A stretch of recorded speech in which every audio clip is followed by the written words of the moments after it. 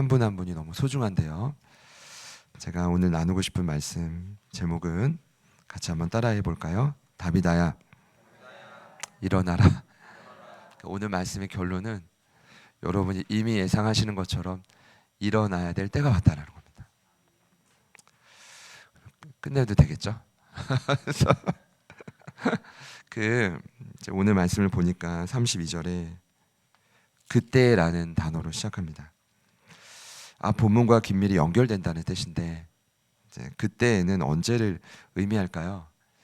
바로 앞 31절을 보면 온 유대의 갈릴리 사마리아 교회가 평안히 든든히 서갈 때를 의미합니다.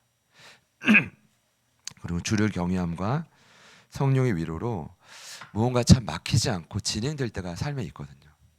교회 안에 그런 역사가 일어날 때를 의미하고 또 그 결과로 수가 많아질 때를 또 의미합니다.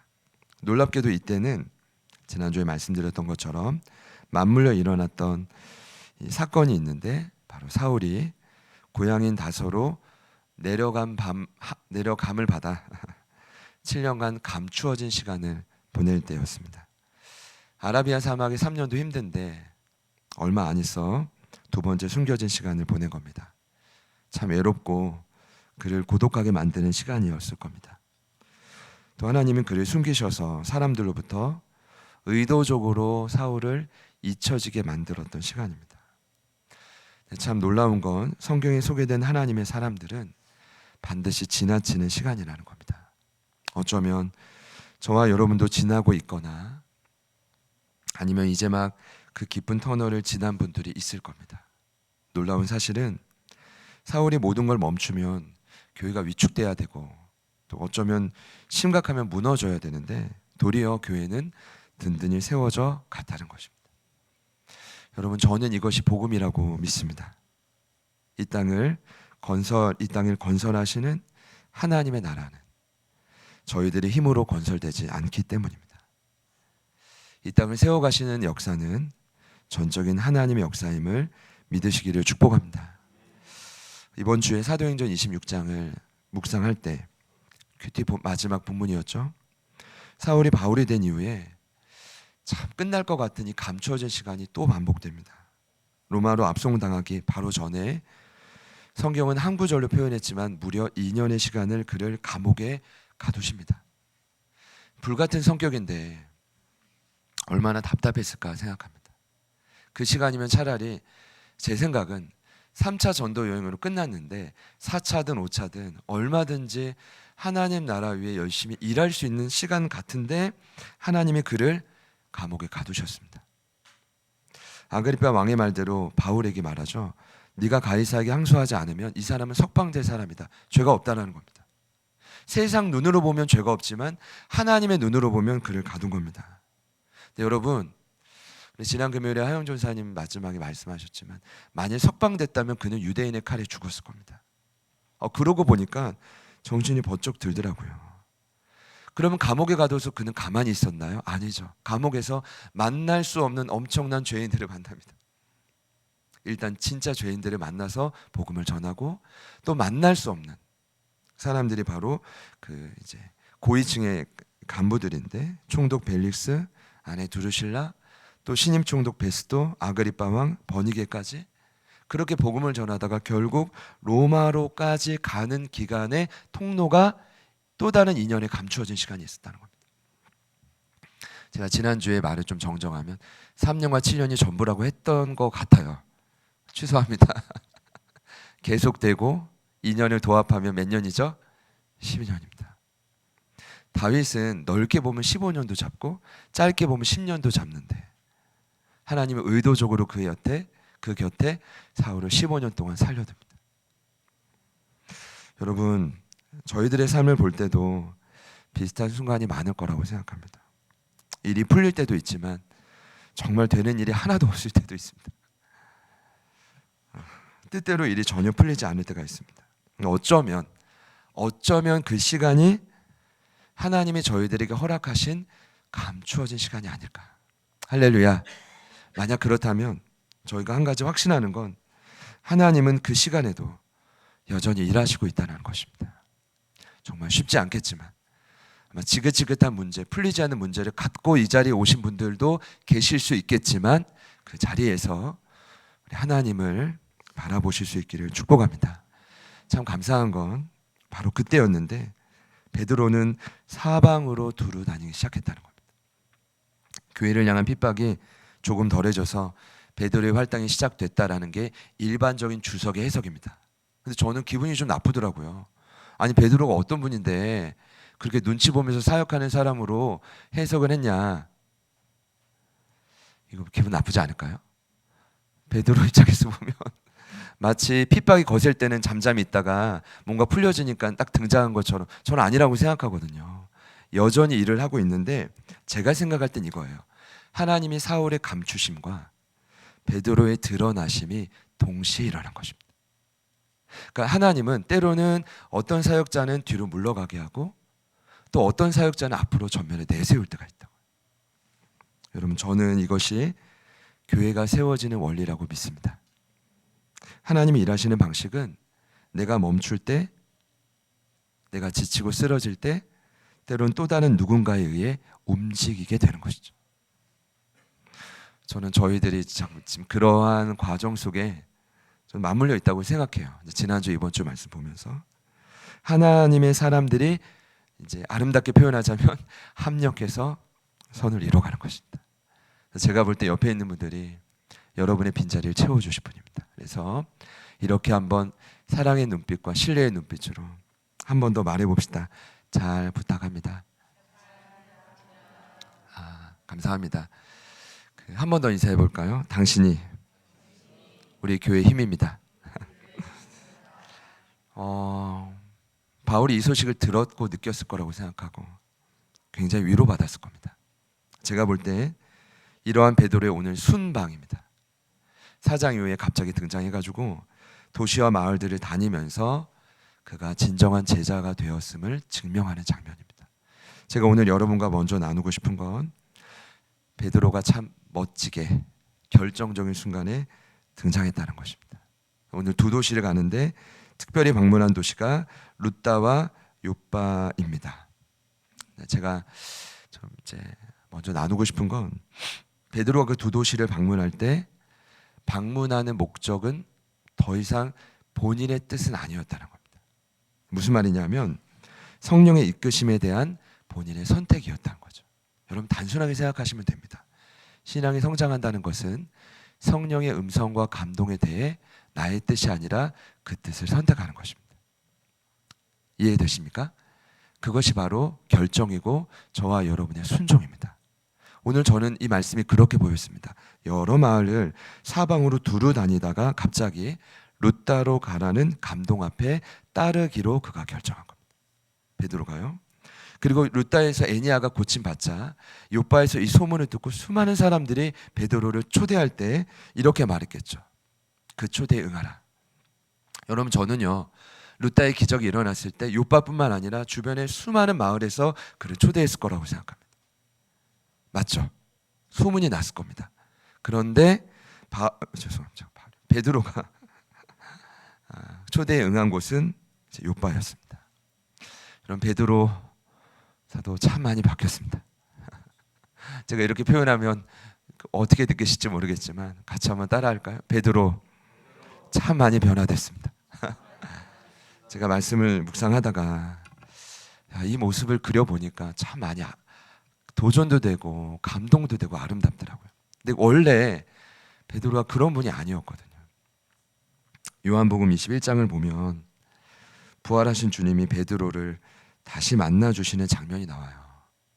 저희가 아는 것처럼 바로 그 전장에 예수님 베드로 만나주시거든요. 혼내지도 않으셨고 배신한 제자들을 어떻게 해주시냐면 따뜻하게 품어주십니다. 그런데 참 신기한 일은 바로 그 다음 장에 갈릴리로 돌아가서 본인이 내려놓았던 그물을 다시 잡았다라는 것은 둘 중에 하나일 겁니다. 예수님 살아나셨기 때문에 내가 이 그물을 다시 붙잡아가지고 열심히 돈을 벌 거다. 열심히 선교비를 벌어가지고 주님의 사역을 돕겠다. 그럴까요? 제가 여러 차례 언급을 드렸지만 그건 아닐 겁니다. 아마도 예수님이 살아난 것은 맞지만 스스로에 대한 확신이 없어지는 겁니다. 사람은 참 신기하죠. 어제 확신과 감동이 있어도 오늘 확신이 사라지더라고요. 제가 그렇다는 게 아니라 이런 모습이 인간의 연약함이라는 겁니다. 결정적인 순간에 나는 또다시 배신할 거야 라고 스스로 생각한 겁니다. 그러니까 쉽게 말씀드리면 자신이 없어서 부르심의 자리를 훌쩍 떠난 겁니다. 무너진 거죠. 그때 예수님이 밤새 한 마리 고기를 잡지 못한 베드로에게 만선을 허락하시고 고기를 알맞게 구워서 그에게 주십니다. 저는 사실 이 장면을 생각할 때마다 그러면 안 되는데 참 많이 화가 납니다, 여러분. 제 마음이 화가 많이 나요. 제가 예수님이라면 죄송해요, 여러분. 정말 그 생고기를 입에 진짜 넣었을 것 같습니다. 어떻게 해서라도 왜냐하면 만나줘도 안 바뀌는 거예요. 위로해주고 먹여주고 변화를 보여주고 살아났는데도 그 십자가의 흔적을 봤는데도 변화되지 않는 그 모습이 얼마나 답답했겠습니까? 그러나 우리 예수님은 그렇게 하지 않으시고 다시 사명을 주시지 않습니까? 베드로라 부르지 않고 그에게 요한의 아들 시몬아라고 부릅니다. 원래 그의 이름을 불러주시는데 여러 이유가 있었겠지만 아마도 내가 너를 처음 만나 주었을 때 그때를 기억하게 하시는 하나님의 방법이 아니었을까 싶습니다. 벼랑 끝에 서 있던 너를 내가 어떻게 구원하고 이끌어 줬는지를 그에게 다시 한번 상기시켜 주는 겁니다. 그리고 부탁하는 겁니다. 내 양을 먹이라. 내 양을 치라. 내 양을 먹이라. 그리고 결정적인 순간에 아마 베드로의 인생에 있어서 그의 인생을 변화시키는 말씀을 허락하십니다. 요한복음 21장 18절 말씀인데요. 제가 한번 읽겠습니다. 내가 진실로 진실로 내게 이르노니 내가 젊어서는 스스로 띠띠고 원하는 곳으로 다녔거니와 늙어서는 내 팔을 벌리리니 남이 내게 띠띠우고 원하지 않은 곳으로 데려가리라. 지난주에 나눈 것처럼 이끄는 자가 아니라 이끌림은 받는 자로 그가 서서히 이 말씀대로 변화되게 됩니다. 사랑하는 여러분, 내가 원하는 것이 아니라 주님이 원하시는 곳으로 발걸음을 옮기게 되시기를 축복합니다. 어쩌면 이것이 너무 강력하게 다가온 거예요. 쉽지 않겠지만 이것이 증인의 삶이고 아마 그 얼음 때문에 베드로의 삶도 유지가 되고 가는 곳마다 영혼들이 살아나게 됐을 겁니다. 오늘 본문이 바로 그 증거인데 중요한 것은 이 본문의 위치입니다. 9장 말미에 왜 룻다와 윳바의 치유 사건을 기록했느냐. 사울의 회심 사건이 9장에 소개되고 그리고 10장에는 이제 위대한 회심이 또 다가옵니다. 바로 고넬료 이방인의 회심의 사건이 기록되어 있는데 이 사건이 어떻게 보면 좀 뜬금이 없습니다. 이 엄청난 두 사건 사이에 이 사건을 기록해 놓으셨는데 그런 관점으로 보면 오늘 본문의 위치는 굉장히 중요합니다. 여러분께 질문을 드려볼게요. 사울의 회심과 백부장 고넬료 회심 사이에 왜 이 사건이 기록되어 있을까요?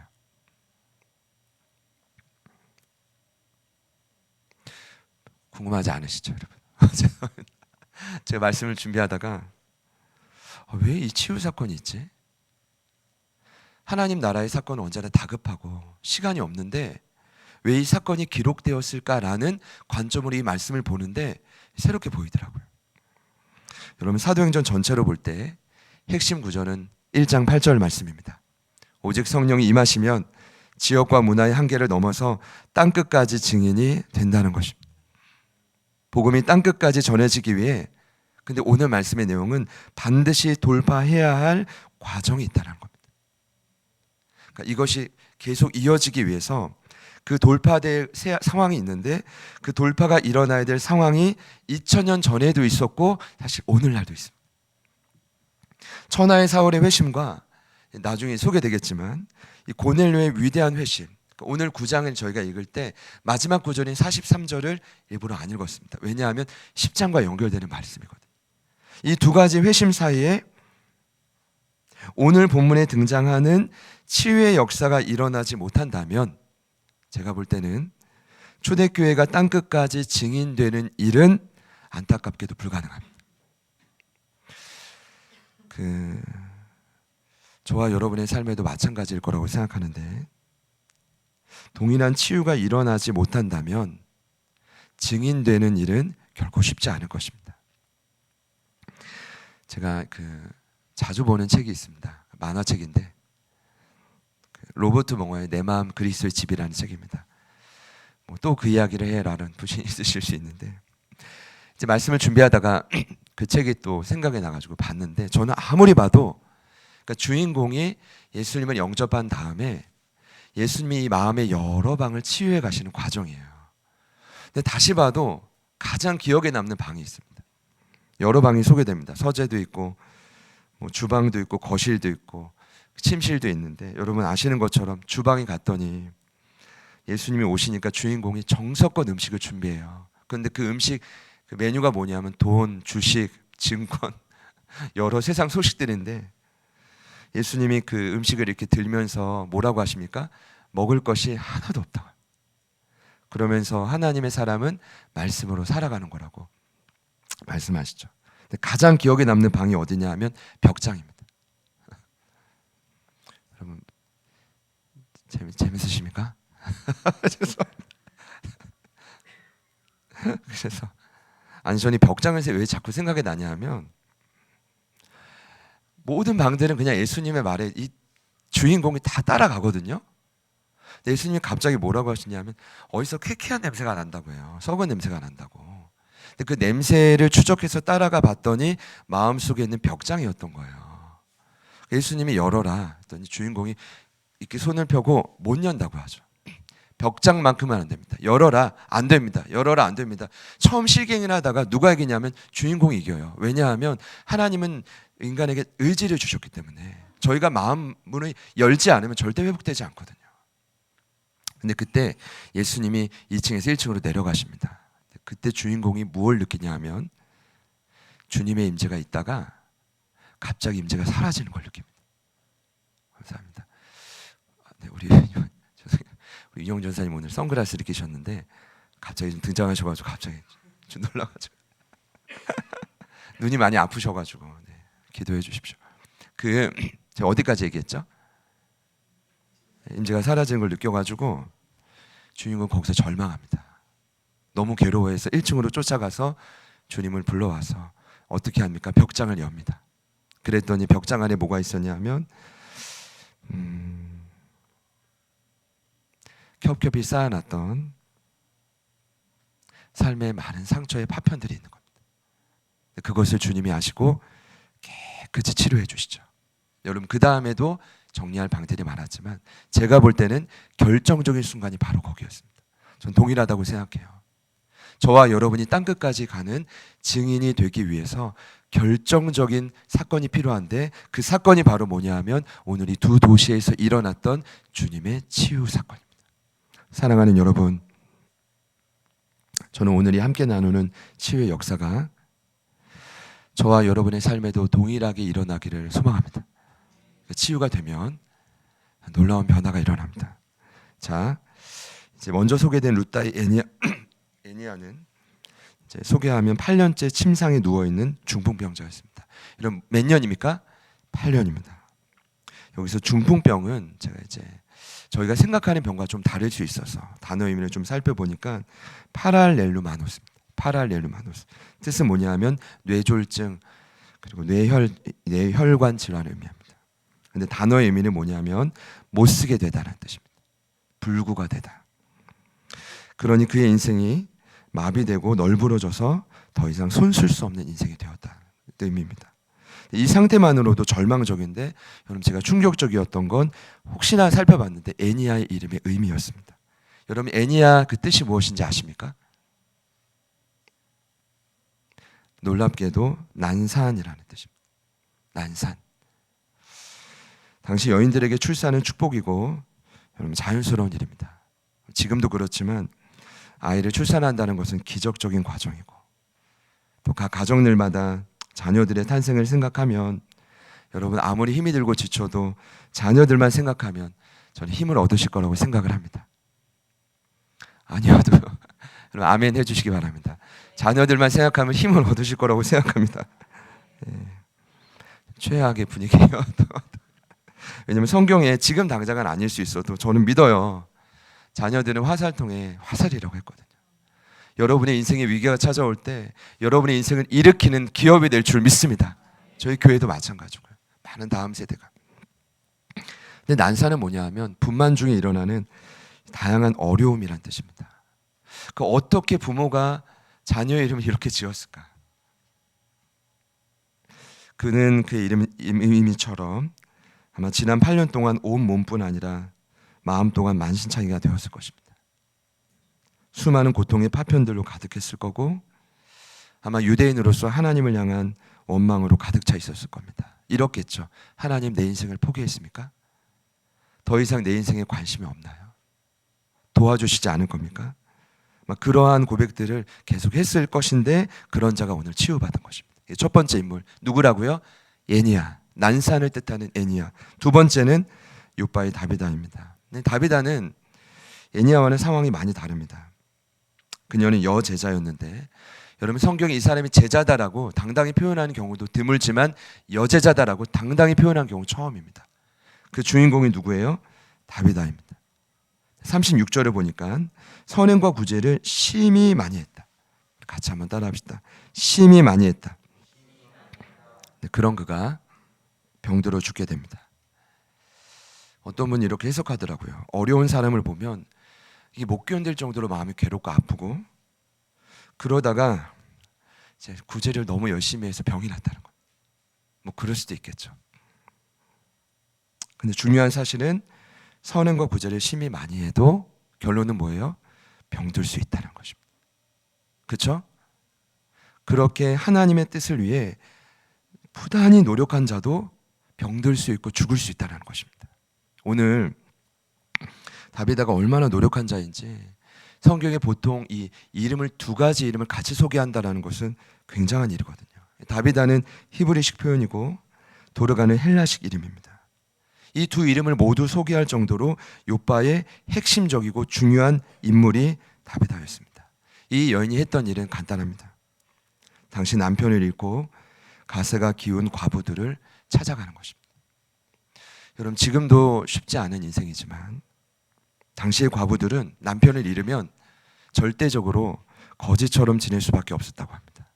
그러니까 그 지역에 가난하고 정말 살 수 없는 홀로 된 그 여인들을 찾아가서 이 다비다가 뭘 했냐 하면 말상대가 되어주고 음식을 나누어주고 옷을 만들어주고 사랑을 베풀기 시작한 거죠. 그러니까 다비다가 제가 볼 때는 이런 열심과 열정을 어디서도 찾아볼 수 없을 정도의 인물인데 그녀가 죽은 것입니다. 그러니 그녀가 죽었을 때 조금 충격적인 장면인데요. 정상적인 모습은 전혀 아니라고 생각하는데 시체를 고이 씻어가지고 다락에 누워놓습니다. 그리고 과부들이 룻다의 치유 소식을 듣자마자 어떻게든 무엇이라도 해보고 싶어가지고 베드로를 초대한 거죠. 그리고 베드로가 왔을 때 모든 과부가 곁에 서서 울었다고 합니다. 어떤 인물인지 감이 오시죠? 여러분 그럼에도 그녀가 병들어 죽은 것입니다. 여러분 저는요 말씀을 준비하다가 이 부분이 좀 해결이 안 되더라고요. 왜냐하면 이렇게 열심히 하나님 뜻을 위해서 헌신했다면 뭔가 응당한 보응과 대접 인정이 있어야 되는데 결론이 뭐냐면 병들어 죽었다는 거예요. 한참을 고민했습니다. 쉽지 않았는데 결국 내린 결론은 뭐냐 하면 여러분 아무리 주를 위해 열심을 내도 병들 수 있다는 것입니다. 죽을 수 있다는 뜻입니다. 그리고 엄밀히 이 땅에서의 신앙은 여러분 안타깝게도 나의 노력에 대한 응당한 대접을 받지 못하실 수도 있습니다. 죄송해요 이런 말씀 드려서 여러분 평생 좁은 길을 달려가도 이 땅에서 그에 대한 응당한 대접을 인정을 받지 못하실 수 있습니다. 물론 받으실 수도 있지만 그러지 못할 상황이 있을 수 있다. 저는 이것이 신앙의 본질이라고 믿습니다. 중요한 건 이와 같은 현상들이 저와 여러분의 삶에 일어날 때 쉽지 않으시겠지만 갈등이 없어야 된다는 것입니다. 이런 생각이 들더라고요. 이게 왜 받아들여지지 못했냐 하면 갈등이 자꾸 생기는 거예요. 하나님, 제가 이렇게 노력했고 이분이 이렇게 살아가는데 왜 자꾸 병이 듭니까? 왜 아픕니까? 왜 자꾸 어렵습니까? 이해할 수 없는 일들이 많아지지만 그럼에도 불구하고 주님의 일하심을 믿는 거죠. 여러분, 저는 이것이 참된 신앙의 모습이라고 믿습니다. 만일 여러분 이 모습이 이해가 되지 않고 수용이 되지 않는다면 도대체 믿지 않는 자와 믿는 자의 차이가 무엇입니까? 왜 오늘날 교회가 힘을 잃어간다고 생각합니까? 왜 오늘날 저와 여러분의 힘이 잃어진다고 생각하십니까? 저는 여기에 있다고 생각하죠. 사랑하는 여러분, 때론 용납되지 않고 수용되지 않아도 모든 것이 하나님의 뜻 안에 있음을 믿으시기를 축복합니다. 네. 옆에 있는 분들께 한번 축복합시다. 응답이 없어도 하나님을 신뢰합시다. 네, 오늘 말씀의 핵심은 이건 아니지만 어쨌든 이 같은 문제는 지금도 저와 여러분의 인생에 끊임없이 일어나고 있다는 겁니다. 애니야와 같은, 다비다와 같은 우리 인생에 나타난 한계들인데, 그리고 이 문제는 저와 여러분의 인생을 무기력하게 만들 수밖에 없습니다. 결국 오늘 두 사람의 인생을 소개했는데 삶의 자리와 도시는 달랐지만 결론은 같습니다. 절망과 좌절의 끝자락을 상징합니다. 중요한 건 오늘 그 자리에 베드로가 있었다는 것입니다. 할렐루야. 그리고 그 베드로를 통해 예수님께서 살아서 역사하셨다는 겁니다. 베드로가 오늘 그들에게 이렇게 외쳤습니다. 성령의 이끌리심을 따라 순종한 건데, 자, 애니야에게는 뭐라고 외쳤냐면 34절에 이렇게 외쳤죠. 일어나 내 자리를 정돈하라. 같이 한번 선포합시다. 일어나 내 자리를 정돈하라. 마치 예수님이 하셨던 것처럼 동일하게 선포한 거기 때문에 그가 말씀을 자세히 보면 내가 낫게 하는 게 아니라 예수 그리스도께서 너를 낫게 하시는데 뭐라고 표현합니까? 일어나 내 자리를 정돈하라. 제가 어디에 마음이 부딪혔냐면 정돈이었습니다. 아니, 일어나라고 하면 되지. 왜 정돈하라는 말을 성령은 베드로를 통해 덧붙였을까요? 그리고 사실 이런 생각까지 들었습니다. 지금 애니야가 몇 년 동안 누워 있었죠? 8년입니다. 저희 교회가 만 몇 년이 됐죠? 8년이 됐어요. 그래서 성경적인 해석이 아닐 수도 있지만 자꾸 생각이 나는 거예요. 애니야의 8년, 제자들교의 8년. 우린 수만큼 일어나고 또 일어나고 여기까지 도전했는데 도대체 문제가 뭐였냐? 라고 했을 때 주님 주시는 감동은 뭐냐 하면 삶이 정돈이 안 되는 거예요. 어쩌면 이거일 수 있겠다. 그리고 상상을 해봤는데 애니야가 일어났어요. 근데 문제는 뭐냐 하면 땀이든 고름이든 상처로 얼룩진 그 천조각들이 아마도 애니야가 누웠던 그 자리에 널브러져 있지 않았을까. 근데 주님이 원하시는 건 뭘까요? 일어난 내가 내 손으로 직접 그 삶을 정돈하라는 것입니다. 바로 그거예요. 제게 주시는 감동은 삶을 정돈하는 것이 매우 중요한데 그 정돈할 수 있는 키는 남에게 있지 않고 나에게 있다는 거죠. 내가 널 일으켰으니 그 은혜와 능력으로 네 삶을 직접 정돈하라는 겁니다. 표면적으로 널브러진 천조각만 있었겠습니까? 아마 이 마음에 정돈되지 않은 수많은 파편들이 가득가득 쌓여 있었겠죠. 8년입니다, 무려. 온몸이 만신창이가 되었겠지만 그의 삶을 정돈시키시는 거죠. 그러면서 하나님, 저희 교회를 정돈시키시겠군요. 저희 모든 사랑하는 지체들의 삶을 새롭게 하시겠군요. 할렐루야. 아직 여러분의 마음속에 혹시나 하나님 나를 포기했어, 더 이상 나를 고쳐주지 않아, 여러 실망과 절망으로 가득 찬 마음이 혹시 있다면 여러분 그 마음을 우리 주님이 다시 일으켜 주셔서 또 그 힘으로 여러분의 인생이 정돈되실 수 있기를 축복합니다. 여러분 마음에 그런 절박함이 있다면 지금이 그 시기라고 여러분이 선포했으면 좋겠습니다. 오늘 죽은 다비다를 향해서는 베드로가 뭐라고 외쳤습니까? 참 차이가 있는데 사람들을 다 내보내고 그 다락방에서 무릎을 꿇고 기도하고 돌이켜 시체를 향해 뭐라고 합니까? 다비다야 일어나라. 여기 정돈하란 말이 없습니다. 아마 제 생각은 다비도 너무 부지런했으니까 수많은 과부를 섬길 정도면 아마 그녀의 인생은 차곡차곡 정돈된 인생이었을 거라고 믿어 의심치 않습니다. 다윗에게 필요한 건 뭐예요? 일어나기만 하면 돼. 같이 한번 해봅시다. 다윗아야, 일어나라. 이 모습은 마치 우리 예수님이 회당장 야이로의 딸을 살리셨던 것처럼 동일한 메시지였습니다. 그때 예수님이 뭐라고 하셨냐면 달리다 쿰이라고 했습니다. 달리다. 아람어인데 달리다라는 뜻이 어린 소녀고 쿰이 뭐냐면 일어나라는 겁니다. 그 아람어를 오늘 말씀에 그대로 적용하자면 다비다 쿰입니다. 다비다야, 시체가 되었지만 일어나라는 겁니다. 대단하지만 베드로가 이렇게 할 수 있었던 건 여러 번 봤거든요. 그 나인성 과부의 아들, 외아들이었죠. 죽은 아들이 예수님이 살리는 걸 봤습니다. 그리고 죽은 나사로가 무덤 문을 열고 나오는 걸 봤단 말이에요. 봤기 때문에 결정적인 순간 그를 통해 동일한 선포가 있었고, 그가 눈을 뜨고 오늘 베드로를 보고 일어났습니다. 오늘 제가 두 사건을 통해 성경이 말하고 싶은 진리는 무엇일까? 이런 내용 같습니다. 급격한 하나님 나라 확장에도 불구하고 여전히 이 땅에는 절망과 좌절에서 헤어나오지 못하는 영혼들이 있다는 것입니다.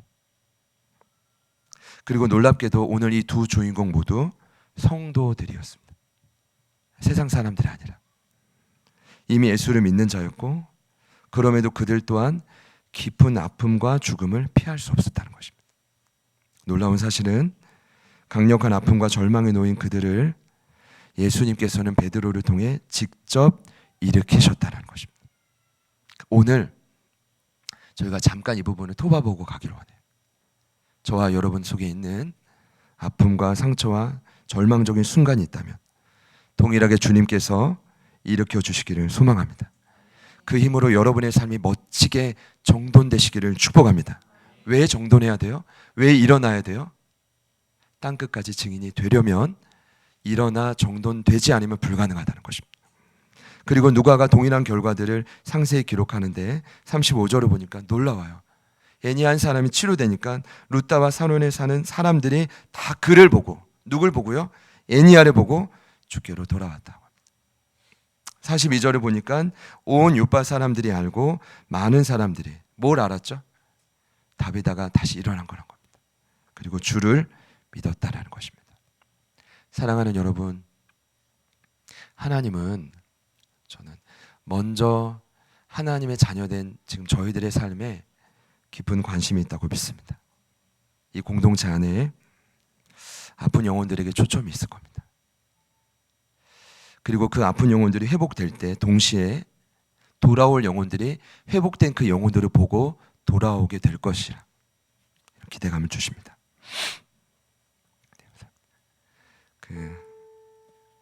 예수님은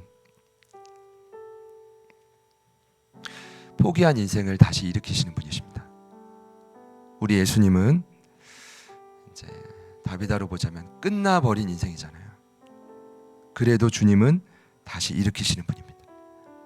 그리고 삶을 정돈시키시고 변화시켜서 그들을 기업고 증인으로 세우십니다. 저는 이 사건이 초대교회가 땅끝까지 증인으로 나아가는 일에 결정적인 역할을 했다라고 생각을 합니다. 오늘 예배하시는 분들 중에 여전히 내 삶을 지독하게 괴롭히는 문제를 안고 오신 분들이 계실 것 같아요. 지난 금요일에 기도하는데 열심을 갖고 오신 분들이지만 제 마음에 강하게 주셨던 감동이 뭐냐면, 정말 지긋지긋한 문제로 힘들어하는 분들이 많다는 겁니다. 누구이신지 모르지만 그 문제가 무엇이든 저희들은 무엇을 해야 되냐면 베드로처럼 믿음으로 동일하게 외치는 것이죠. 내가 외칠 수 없다면 누군가 옆에서 외쳐줘야 돼요. 다비다야, 일어나 볼래? 제가 이렇게도 해봤거든요. 되게 어색한 거예요. 너 일어나 보겠니? 일어날 수 있겠니? 가 아니라 오늘 말씀을 보니까 그냥 명령이고 선포입니다. 무엇입니까? 일어나라, 정돈하라. 그리고 생각해 보니까요, 이 말은 무엇입니까? 더 이상 누워있지 말라는 거예요. 사실 수혜자인 애니야의 입장에서 이건 어떻게 일어나? 라고 생각할 수 있지만 선택이 아니라 전적인 수용의 문제입니다. 그러니까 오늘 말씀을 들으시고도 사실 이것은 여러분의 노력의 영역이 아니라 믿음의 영역입니다. 불가능할 것처럼 보이는 그 자리에 그냥 선포하시는 거예요. 그리고 오늘 이 선포를 내 삶에 받아들이시는 거예요. 이미 성경에 기록된 말씀으로 믿고 자신에게 선포하는 거예요. 저는 그래서 선포합니다. 여러분의 삶에 유사한 자리마다 또 무너진 자리마다 다시 일어서고 삶이 정돈되고 진행케 되는 역사가 일어날 줄 믿습니다. 여러분, 잘 버티시는 것도 능력인데 성경은 결정적인 순간마다 버티는 거 말고 돌파할 수 있다고 말합니다. 돌파. 인내하는 것도 힘이지만, 초대교회의 힘이었지만 초대교회 안에 이와 같은 치유의 역사가 이 결정적인 순간에 있었다면 지금 저희들에게도 결정적인 순간 아닙니까? 오늘 여러분의 인생의 결정적인 순간 아닌가요? 버티는 자리마다 성령의 강력한 기름 부으심이 있기를 소망하고 그 안에 예수의 이름으로 동일한 치유가 일어나기를 축복합니다. 그래서요, 우리 옆에 있는 분들께 한번 이렇게 축복해 봅시다. 일어나라. 일어나라. 이렇게 한번 해보실래요? 일어나 볼래? 엄청 어색하시죠? 일어날 수 있겠니가 아니라 뭐라고요? 일어나라. 우리 아픔의 근원은 저희가 다 알 수 없지만 오늘 주님께서 여러분을 일으켜 세워주시기를 축복합니다. 그 힘으로 삶이 정돈되실 수 있기를 축복합니다. 같이 한번 찬양하겠습니다.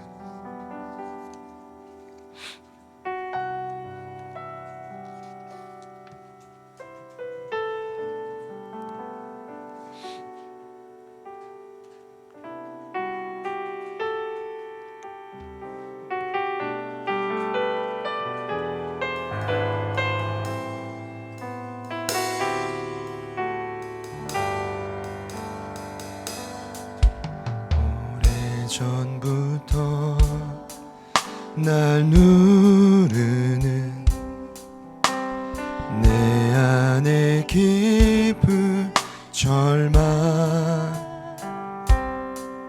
아무 희망도 어떤 기대 내게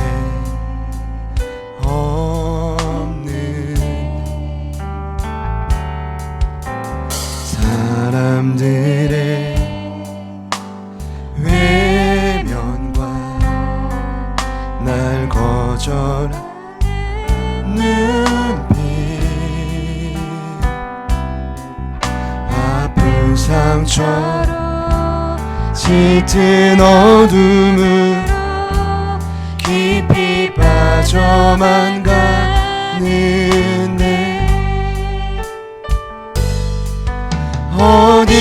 어디선가 내게 들리는 하나님 아들 주님 이야기, 그분이라면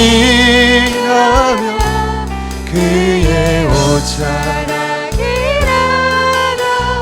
내 마지막 소망이니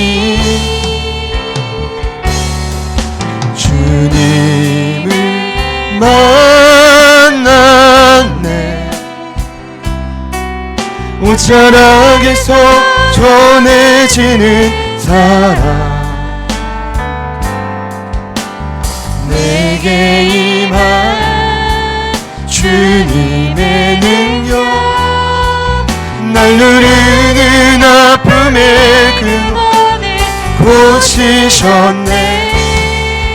날 바라보시네. 나의 연약한 주님은 아시네. 깊은 절망에서 날 자유케 하신 사랑, 어디선가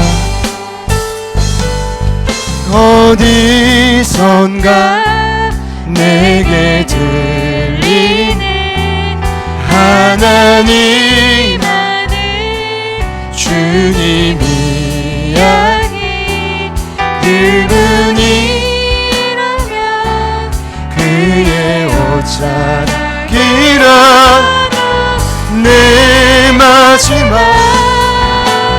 소망이니 주님을 만나 옷자락에서 전해지는 사랑 내게 임한 주님의 능력 날 누르는 아픔의 근원을 고치셨네 날 바라보시네 나의 연약함 주님은 아시네 깊은 절망에서 날 자유케 하신 사랑 나 찬양해. 말씀을 들으실 때 하나님 내가 애니아입니다. 하나님 내가 다비다입니다. 하나님의 치유가 나에게 가장 필요합니다 라고 생각되었던 분들이 있다면 우리 두 손을 가슴에 모아 보시겠습니다. 동일하게 오늘 이 말씀을 들으시면서 하나님 저 한 영혼이 살아나야 되겠습니다. 그 영혼의 삶에 반드시 일어나서 삶이 정돈되는 역사가 필요합니다. 그 영혼을 생각나게 하시는 분이 있다면 동일하게 두 손을 우리 가슴에 모아 주시겠습니다. 우리의 선택이나 될 수 있는 가능성이 아니라 오늘 이 말씀을 듣게 하셨다면 저와 여러분이 믿음으로 선포할 때 그 모든 자리마다 동일한 역사가 일어나게 될 줄 믿습니다. 주님 일어나게 하시고 우리의 삶에 정돈되는 역사가 있게 하여 주십시오. 일어나라 내 삶을 정돈하라. 일어나라 내 삶을 정돈하라. 주님 뜻에 따라 놀라운 회복의 역사가 오늘 이 자리 가운데 일어나게 될 줄 믿습니다. 우리 주님 이름 한번 부르시고 우리 다 같이 합심하여 기도합니다.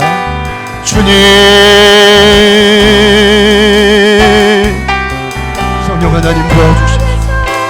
오늘 이 자리 가운데 우리가 말씀을 붙들고 기도합니다. 성령님 두 손을 가슴에 모으고 결단하는 자 하나님 모든 심령만 주님 원하시는 치유 역사가 일어나게 하여 주시고 회복의 역사가 있게 하여 주시고 성령님 도와주시고 성령님 일하여 주시고 하나님 말씀하시고 깨닫게 하여 주시고 우리 인생을 변화시켜 주시기를 소망하며 나아갑니다.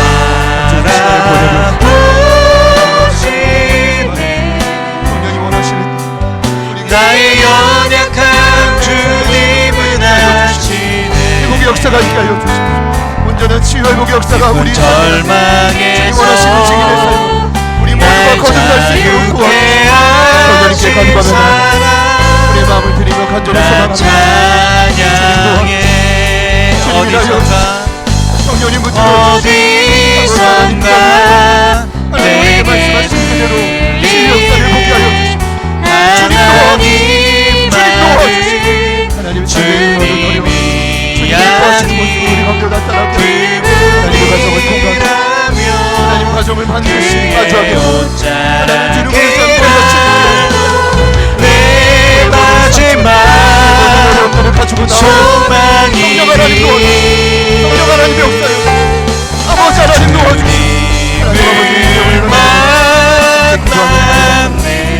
성령님 옷자락에서 전해지는 사랑 주님이라여 내게 임한 주님의 능력 날 누르는 아픔의 근원을 고치셨네 날 바라보시네 성령님 도와주시고 나의 연약함 주님은 아시네 하나님 감당할 수 없는 문제를 깊은 절망에서 날 자유케 사랑 나 찬양해. 주님을 만났네. 주님을 만났네. 성령 하나님 도와주시옵소서. 옷자락에서 전해지는 사랑 하나님 그 마음을 맡겨요. 성령 하나님 내게 임한 주님의 능력 날 누르는 아픔의 근원을 고치셨네. 날 바라보시네. 힘을 내어 정령되게 하여 주시옵소서. 나의 연약한 주님은 아시네. 주님을 향해 간절히 깊은 절망에서 날 자유케 하신 사랑 나 찬양해. 예니야를 향해 다비다를 향해 주님 베드로를 통해 선포하셨던 말씀 그대로 우리의 귀과 마음에 지속적으로 이 선포가 기억나게 하여 주시옵소서. 무너진 자리마다 일어나는 역사가 이제 일어나게 하여 주십시오. 일어날 뿐만 아니라 뒤죽박죽했던 수많은 아픔과 파편들이 널려져 있던 삶의 자리가 정돈되는 역사가 있게 하여 주십시오. 우리의 힘으로 할 수 없기에 주님의 도우심을 간절히 구합니다. 부끄럽고 내세울 것 없지만 하나님 그러한 자들을 찾아와 주셔서 일으키셨던 동일한 역사가 우리의 삶에 일어나게 하여 주시옵소서. 급박하게 하나님 나라가 확장될 때 부디 우리가 회복되어 그 성령의 파도에 함께 한마음으로 쓰임받는 놀라운 역사가 일어나게 하여 주시옵소서. 땅끝까지 가는 증인이 되기 위하여 우리가 치료되어야 함을 깨닫게 하신 주님을 찬양하며 온전히 회복되는 역사가 지속적으로 나타나게 하여 주시옵소서. 현장뿐 아니라 온라인으로 흩어져 있는 많은 가족들을 기억하사 하나님 그 마음의 모든 아픔의 근원을 치료하여 주시옵소서. 주님 성령을 통해 일하심을 기대합니다. 우리의 모든 간구와 소망을 주님께 올려드리며 특별히 두 손을 가슴에 모으고 기도한 모든 심령과 모든 중보한 영혼들마다 동일한 역사가 일어나게 하여 주시옵소서.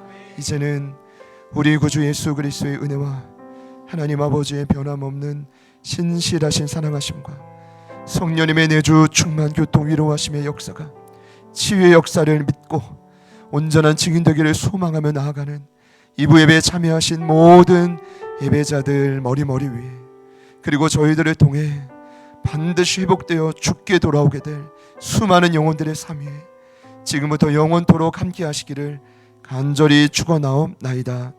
아멘.